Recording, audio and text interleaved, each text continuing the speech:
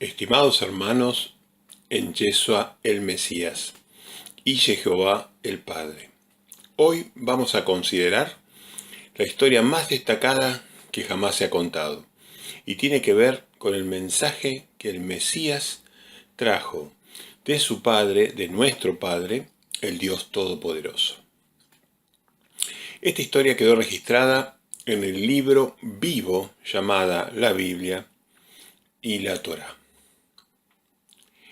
El tema de la Biblia, que es la palabra de Jehová, es Yeshua y su reino y la entrega final de ese reino a manos del Padre Creador.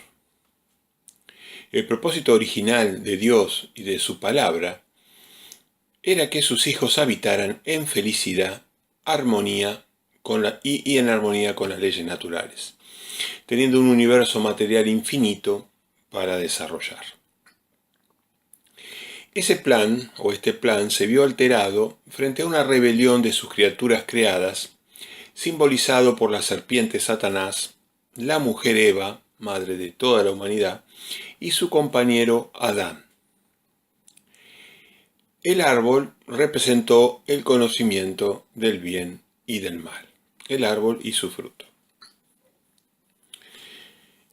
Dios establece su primer profecía, a partir de este hecho, de esta rebelión, que involucra la descendencia de una nueva mujer en oposición a la descendencia de la serpiente, haciéndose daño mutuamente. Dentro de la descendencia de la serpiente estuvieron establecidos los reinos humanos que defienden los valores de la serpiente y que en el día del juicio del Todopoderoso serán reducidos a ruinas, como lo visualizó proféticamente el profeta Daniel, entre otros, estableciendo un reino de Dios para siempre. Este reino de Dios, liderado, como dijimos en el principio, por el Mesías, Yeshua HaMasías, y el eterno Yod-Hei Vav-Hei. Ahora nos situamos en la venida del poderoso Hijo de Jehová. Su invitación es a unirnos en su yugo con una carga suave y ligera, liberándonos de las agobiantes cargas del sistema. Su mensaje, en Mateo 11:28, nos invita a que dejemos estas leyes agobiantes del sistema regido por Satanás y nos unamos a su liderazgo humilde y tolerante. La primera presencia de Yeshua, hace más de 2000 años, fue personal y física. La segunda presencia de él será de naturaleza más sutil. Para entender al Mesías, primero tenemos que entender algunos elementos del contexto en donde él predicó, y donde él vivió, y donde él creció. Parte de este contexto está fuertemente influenciado por los pactos que su padre preparó para su venida. Los pactos son acuerdos entre dos partes. En nuestro caso, entre la humanidad y el Dios Todopoderoso. Aquí podemos observar, a la manera de ejemplo, los pactos de Dios con Adán y Noé. Esos pactos tenían algunas señales que eran recordatorias de los mismos.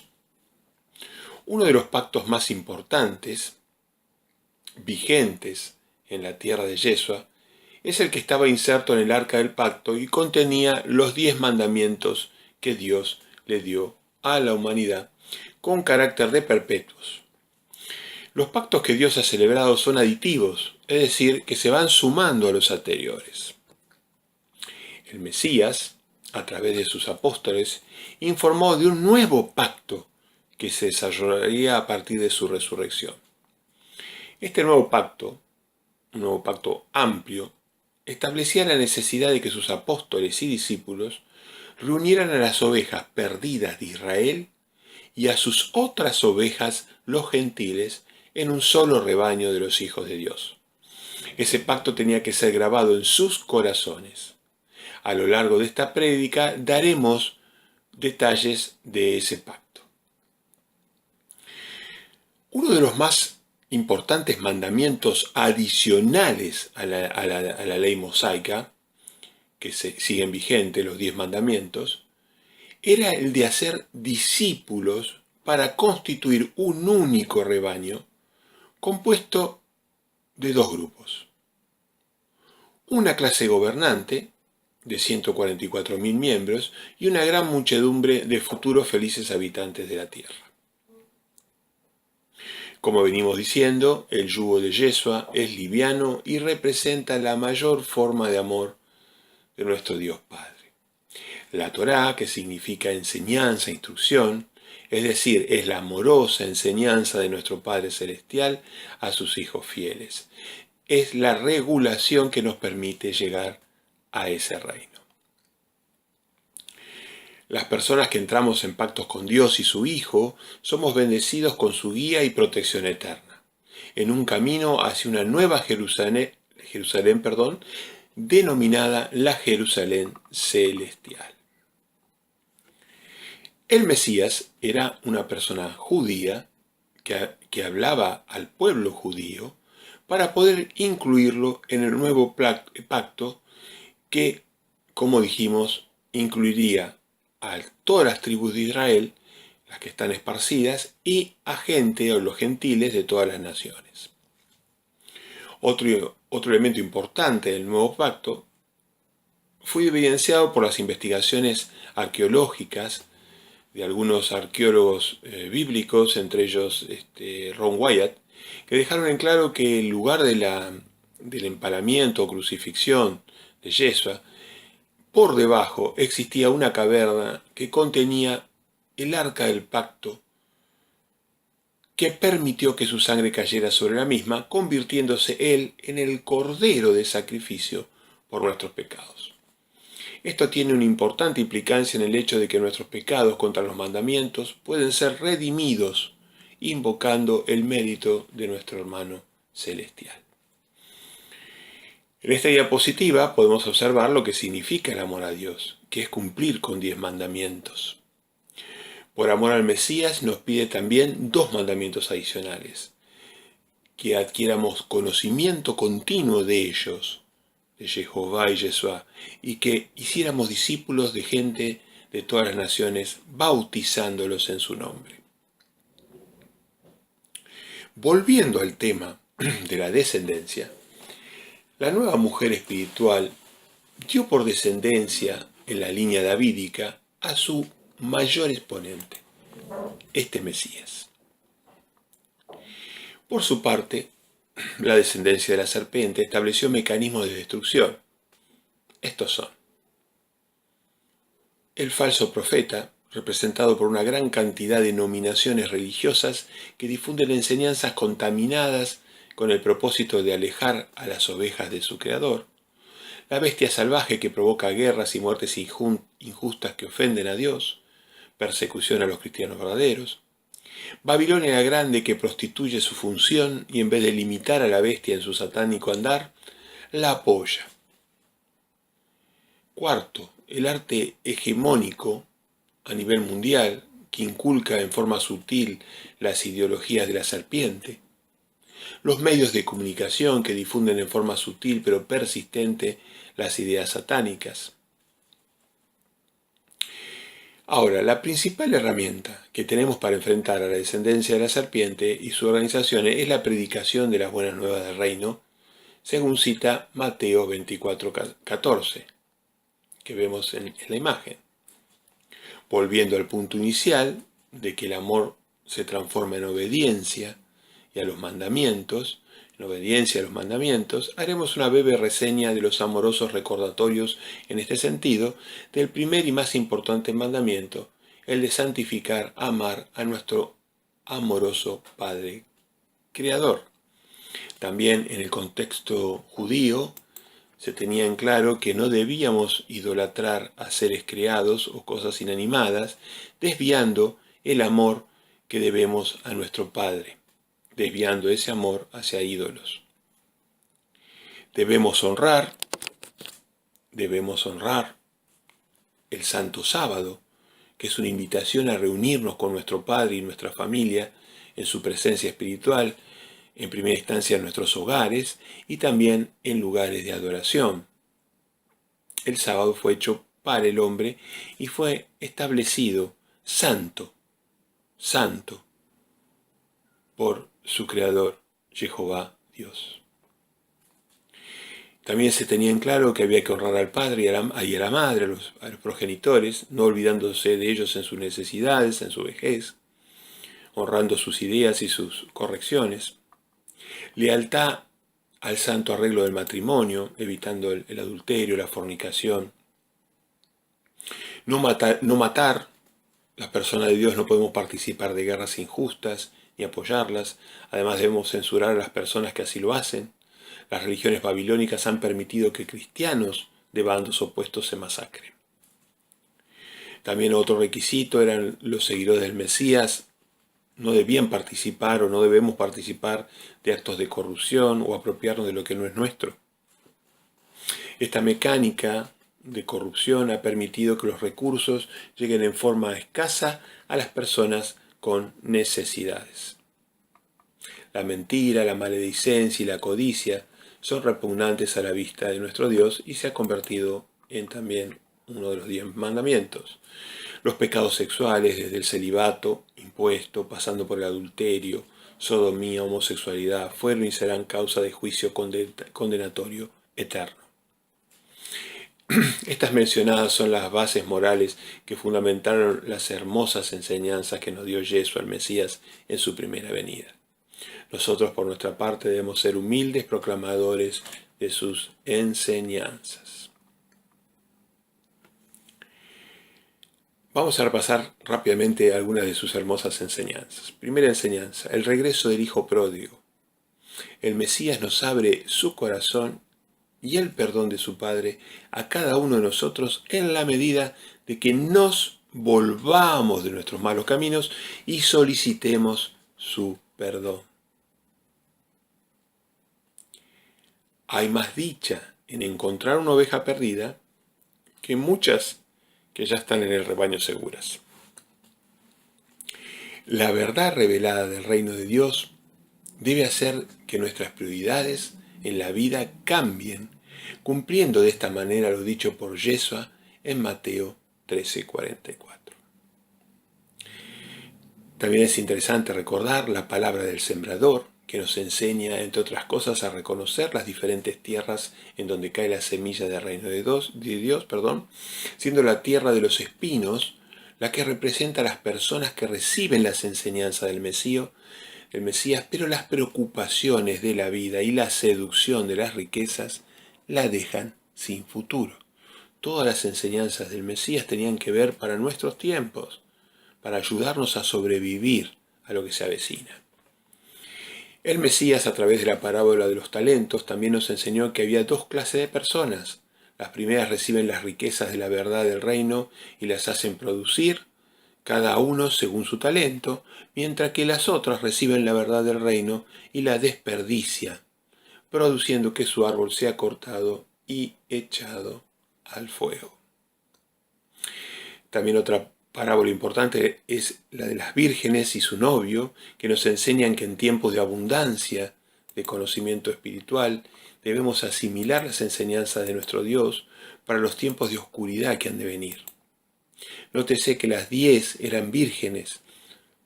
Esto quiere decir que las 10 no estaban prostituidas con las enseñanzas babilónicas, pero de las 10 solo 5 atesoraron en su mente y corazón las reservas morales que se necesitarán en los momentos de tribulación.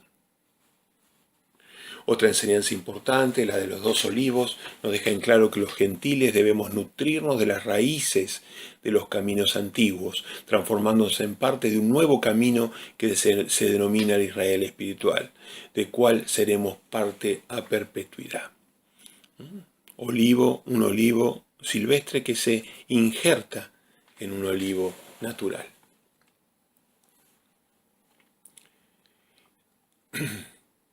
Yeshua, el amado hijo de Jehová, dijo que como señal a la generación de hipócritas adoradores judíos de su tiempo, les daría únicamente la señal de Jonás, que significaba que él estaría en el vientre de la tierra muerto por 3 días y 3 noches, para luego ser resucitado entre los muertos. No obstante, no solo cumplió esto, sino que excedió su compromiso, dando innumerable cantidad de milagros y hechos sobrenaturales que iban desde curaciones, corporizaciones de Elías y Moisés, múltiples resurrecciones, milagros de provisión de alimentos, etcétera, etcétera, etcétera. Todas estas manifestaciones eran a través del Espíritu Santo de su Padre, el Ruach HaKodesh. Volviendo un momento sobre la Nueva Jerusalén, recordamos lo que dijimos, que el arreglo del reino involucra a ellos, Yod-Hei Vav-Hei, a Yeshua, Emanuel, 24 ancianos, 4 criaturas vivientes y 144.000 sellados seleccionados de la tierra. Y una inmensa gran muchedumbre que ningún hombre puede contar, con la santa misión de sojuzgar el maravilloso universo creado por Jehová y su Hijo unigénito. Otra fundamental enseñanza y dura enseñanza de nuestro gran hermano celestial es que la salvación no ha de ser popular. Por eso Él nos invita a transitar por el angosto camino con las restricciones que estamos viendo, que son livianas, amorosas y por nuestro beneficio, hasta llegar a la gloriosa, al final de ese camino angosto, hasta llegar a la gloriosa libertad de los hijos de Jehová Dios. Otra de sus amorosas enseñanzas es la del buen samaritano, donde nos deja ver el contraste entre los que se comprometen con las necesidades del prójimo y los que se distraen frente a la necesidad. También nos dejó ver que en la ecuación del valor humano no incidía la indiferencia, o no había diferencia entre israelitas y gentiles. Un gentil podía ser más justo que un israelita inclusive, en esta parábola o enseñanza. También en la enseñanza de la tormenta y el mar, Yeshua nos quiere recalcar que Él mismo va a estar disponible en los momentos en los que nos falte fe. Después hay otra enseñanza muy interesante que quiero mencionarles, que tengamos presente. Cuando Cristo enseña diciendo palabras duras, dejad que los muertos entierren a sus muertos. El Mesías nos dejó conocer la triste realidad que habría personas que no responderían al mensaje del Salvador de Elohim. También les dejó la reflexión de un fiel servidor del reino asesinado de forma cruel por la Iglesia Católica. La llegada del reino de Dios a la tierra será como en los días de Noé.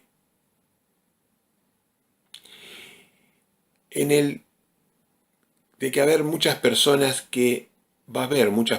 que desoirán el mensaje salvador de Mesías, y los va a encontrar ese momento ocupándose de su vida diaria y rechazando, como decimos, al Mesías. Tanto en los días de Noé como en los días de Lot, la gente se había degradado en su moral por medio de prácticas que ofenden y lastiman a nuestro Dios Padre, como son la inmoralidad sexual, el sacrificio de seres humanos a dioses falsos, la idolatría, la codicia y los asesinatos. También Yeshua resaltó la importancia de darle prioridad a la salvación sobre los bienes materiales, como fue el triste caso de la esposa de Lot. Dios advirtió también al pueblo de Israel en cuanto a no contaminar la adoración verdadera con enseñanzas paganas, recalcando la necesidad de la higiene espiritual. Las señales del fin del presente sistema de cosas están signadas en un aumento en las confrontaciones mundiales, de exterminio masivo, con su consecuente aumento del hambre mundial, las enfermedades y la anarquía política. También entre las señales estará el alejamiento de la espiritualidad verdadera, la promiscuidad, el enfrentamiento o el enfriamiento del amor de la gente, la unificación del ser humano en contra de Dios, la negación misma de Dios, y por último todo eso preparando el marco adecuado para la llegada del antimesías. Los principales gobiernos y representantes de la humanidad están propiciando desde hace ya varios siglos un nuevo modelo universalista de dominio global del ser humano, propiciando los valores del libertinaje asociados a la serpiente y a su descendencia. Ese nuevo modelo, conocido como el nuevo orden mundial, teniendo manifestaciones políticas, de ecumenismo religioso, financieras de moneda única, etc. En resumen, un gobierno único para la humanidad, una religión única, una moneda para toda la humanidad. A algunas personas esto podrá parecer, en principio puede pasar una gran idea, pero ese control total puesto en la descendencia de la serpiente va a generar tribulación para justamente la descendencia de la mujer. Esta condición favorecerá la profecía de la llegada del antimesías, que va a tener un control total, dando inicio a lo que se conoce bíblicamente como la gran tribulación final de la humanidad, y desembocando en la necesidad imperiosa de la intervención divina en la guerra de Megido, o conocida también como la guerra del Armagedón, el día del Señor soberano Jehová. Una vez que Yeshua haya reducido a sus enemigos, el Mesías mismo iniciará el gobierno milenario que pedimos en la oración del Padre nuestro. Mientras la descendencia de la serpiente prepara estas condiciones, la descendencia de la mujer se ha mantenido activa, convocando a personas justas para formar el gobierno celestial, y la gran muchedumbre que antes mencionamos. Esto ha incluido la grandiosa obra de dar testimonio, predicar y enseñar las gloriosas buenas nuevas del reino, llevadas por maestros de la palabra, profetas, traductores de la Biblia, arqueólogos, ángeles, todos trabajando mancomunadamente para generar una descendencia limpia a los ojos del Dios Creador. Esta es la misión que se nos encomienda y que el Mesías solicita que respaldemos. Es interesante y edificador de la fe informarse de los descubrimientos arqueológicos bíblicos de este último siglo que han hecho gente justa, como es el caso del señor Ron Wyatt. En estos descubrimientos encontramos, por ejemplo, el monte Sinaí, en donde estuvo la presencia de Yod-Heh Vav-Heh, la piedra de Oreb, que Dios parte para hacer provisión de agua en el desierto, y también con un sentido simbólico y profético, el descubrimiento irrefutable del Arca de Noé en inmediaciones del monte Ararat y a casi 2000 metros de altura, los distintos puntos de acampe del pueblo israelita durante su éxodo desde Egipto y el exacto punto de cruce del Mar Rojo. Otra señal sorprendente de estos últimos días está constituido por la aceptación de una gran cantidad de judíos tradicionalistas de Yeshua, aceptación de estos judíos tradicionalistas de Yeshua el Mesías, como el Mesías, Yeshua que vino hace 2000 años, en su primera presencia. Otra sorprendente señal es el descubrimiento del Arca del Pacto debajo del lugar de ejecución del Mesías. Por todo lo expuesto, cuando la mies está madura, pedimos que venga el reino de Dios, que mencionamos en el Padre Nuestro, preparando el camino de esta manera para la gloriosa final presencia del Abón Jehová, nuestro Yeh Asher Yeh. También destacamos la gloriosa oportunidad que tenemos de guiar a nuestras familias hacia la protección, salvación y vida eterna que proveerá nuestro hermano el Mesías. Queremos cerrar este mensaje recordando dos enseñanzas del glorioso Mesías: que busquemos el reino y su justicia, y todas las cosas se darán por añadidura. También esto está citado en Mateo 6:33, y por dar un estímulo a reconocer a las personas de Dios por sus frutos. Reconozcamos a las personas de Dios por sus frutos. Alabado sea el Padre eterno por medio de su Hijo amado. Amén.